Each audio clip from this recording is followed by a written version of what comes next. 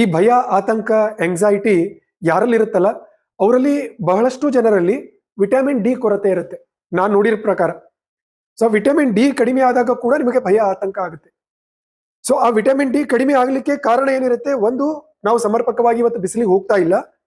ಎರಡನೇದು, ಯಾರ ದೇಹದಲ್ಲಿ ವಾತ ಜಾಸ್ತಿ ಇರುತ್ತೆ, ಅಂದ್ರೆ ಬಾಡಿ ಯಾವಾಗ ಡ್ರೈ ಆಗುತ್ತೆ ಅವರ ದೇಹದಲ್ಲಿ ವಿಟಮಿನ್ ಡಿ ಅಬ್ಸಾರ್ಬ್ ಆಗೋದಿಲ್ಲ.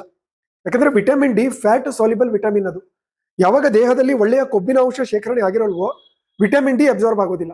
ಅವಾಗ ವಿಟಮಿನ್ ಡಿ ಕಡಿಮೆ ಆಗುತ್ತೆ, ಅದು ಆಂಗ್ಸೈಟಿಗೆ ಕನ್ವರ್ಟ್ ಆಗುತ್ತೆ. ನೀವು ನೋಡಿಬೇಕಾದ್ರೆ ಆಂಗ್ಸೈಟಿ ಇರುವ ಬಹಳಷ್ಟು ಜನರಲ್ಲಿ ನಿಮ್ಮ ಬ್ಲಡ್ ಟೆಸ್ಟ್ ಮಾಡಿದಾಗ ನಿಮ್ಮಲ್ಲಿ ವಿಟಮಿನ್ ಡಿ ಡೆಫಿಷಿಯನ್ಸಿ ಇರುತ್ತೆ. ಅದರ ಕಾರಣ ಏನಿರುತ್ತೆ? ವಾತದ ಎಗ್ರಿವೇಶನ್. ದೇಹದಲ್ಲಿ ವಾತ ಜಾಸ್ತಿಯಾಗಿ ವಿಟಮಿನ್ ಡಿ ಡೆಫಿಷಿಯನ್ಸಿ ಆಗ್ತಾ ಇರುತ್ತೆ, ಅದರಿಂದ ಭಯ, ಆತಂಕ ಆಗ್ತಾ ಇರುತ್ತೆ. ಅದಕ್ಕೆ ಆ ವಿಟಮಿನ್ ಡಿ ಮಟ್ಟವನ್ನ ಹೆಚ್ಚಿಸ್ಕೊಳ್ಳಕ್ಕೆ ಬಿಸಿಲಲ್ಲಿ ಹೋಗಬೇಕು. ಇನ್ನು ವಾತ ಅಂದ್ರೇನು, ಅದರ ಸಮತೋಲನವನ್ನ ನಾವು ಯಾವ ರೀತಿ ತರ್ಕೊಳ್ಬೇಕು ಅದ್ರ ಮೇಲೂ ಕೆಲಸ ಮಾಡಬೇಕು. ಸೊ ವಾತ ಪಿತ್ತಗಳ ಸಮತೋಲನದ 3 ದಿವಸದ ವರ್ಕ್ಶಾಪ್ ಸೋಮವಾರದಿಂದ ಶುರು ಆಗುತ್ತೆ.